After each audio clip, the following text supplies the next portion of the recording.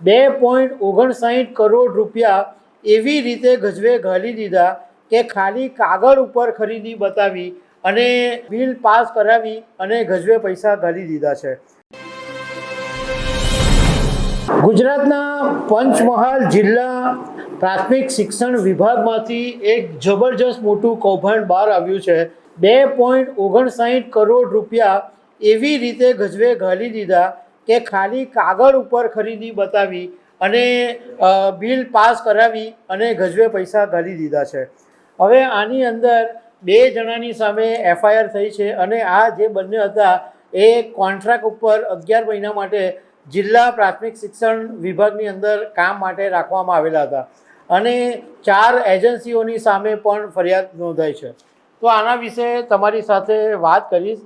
મારું નામ રાજેશ શાહ છે અને તમે જોઈ રહ્યા છો ગુજરાતના સૌથી મોટા ડિજિટલ ન્યૂઝ પ્લેટફોર્મ ખબરછે.com। પંચમહાલ અને ગોધરાની અંદર એવું લાગે છે કે ભ્રષ્ટાચારનું એપી સેન્ટર બની ગયું હોય એવું લાગે છે, કારણ કે ત્યાં આગળ ઘણા એવા કૌભાંડો સામે આવ્યા કે ખોટા બિલો, એટલે કંઈ ખરીદી નહીં કરી હોય અને કાગળ ઉપર બધું બતાવી દીધું હોય અને બિલો પાસ કરાવી અને રૂપિયા ગજવે ઘાલી દીધા હોય।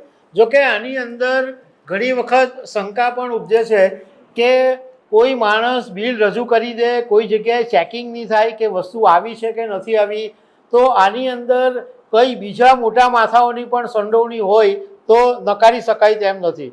હવે વાત એમ છે કે પંચમહાલ જિલ્લા શિક્ષણ વિભાગની અંદર 11 મહિના માટે 2 કોન્ટ્રાક્ટ આધારિત કર્મચારીઓને રાખવામાં આવ્યા હતા।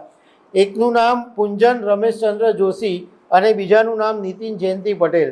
આ બંને કર્મચારીઓએ સરકારી શાળા માટે computer, laptop, smart board, fire સેફ્ટીના સાધનો વગેરે માટે ખોટા બિલો મૂકી દીધા કે આટલી વસ્તુની ખરીદી કરી છે અને 2,79,00,000 રૂપિયા ગજવે ઘાલી દીધા અને આ આખું કૌભાંડ ઓક્ટોબર 2024થી માંડીને 19 જાન્યુઆરી 2026 સુધી ચાલ્યું। હવે પંચમહાલ જિલ્લા પ્રાથમિક શિક્ષણ વિભાગના અધિકારી ગાયત્રીબેન પટેલે મીડિયા સાથેની વાતમાં એવું કીધું કે જ્યારે ઓડિટ કરવામાં આવ્યું ત્યારે ખબર પડી કે આ લોકોએ કૌભાંડ કર્યું છે અને પુંજન જોશી અને નીતિન પટેલની સામે ગોધરા બી ડિવિઝન પોલીસમાં FIR પણ કરવામાં આવી છે।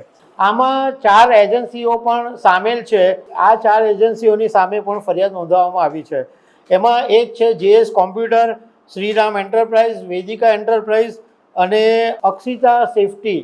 આ 4 એજન્સીઓ પરની પણ સામેલની શંકા છે। આ લોકોની સામે એવી પણ એક વાત સામે આવી કે એ લોકોનો કોન્ટ્રાક્ટ પૂરો થઈ ગયો, એમ છતાં આઈડીનો ઉપયોગ કરીને 29 લાખ રૂપિયાનું કૌભાંડ કરેલું અને હિંમતનગરથી લક્ઝરી કારની અંદર આ લોકો અપડાઉન કરતા હતા। એટલે નવાઈની વાત એ છે કે કોન્ટ્રાક્ટના કર્મચારીઓ આટલી બેફામ રીતના કૌભાંડ કરે અને પેલા અધિકારીઓને આ વાતની બિલકુલ ગંધ નહીં આવે, એમના નાક નીચે કૌભાંડ થતું હોય અને એમને ખબર નહીં પડે, એ વાત લોકોના મગજની અંદર ઉતરતી નથી।